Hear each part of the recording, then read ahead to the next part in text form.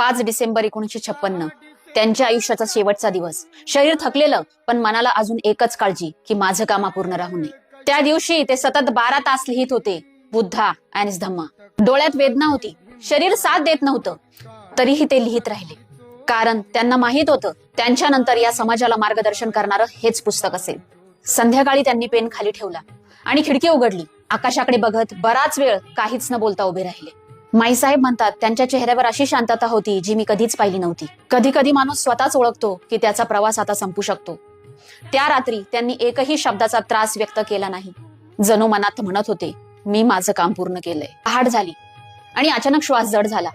माईसाहेबांनी डॉक्टरांना बोलवूपर्यंत त्यांनी आधीच जगाचा निरोप घेतला होता.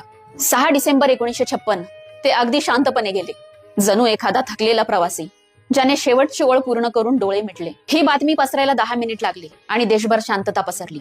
गिरण्या थांबल्या, शाळा थांबल्या, गल्ल्या थांबल्या. लोक फक्त एकच वाक्य म्हणत होते, आपण पुन्हा अनाथ झालो.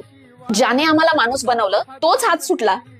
जेव्हा पार्थिव चैत्यभूमीत आलं, समुद्रही थांबेल इतकी लोकांची गर्दी उसळली. रडणाऱ्या आवाजांची दिशा नव्हती, अश्रू थांबवणारी कोणतीही भाषा नव्हती.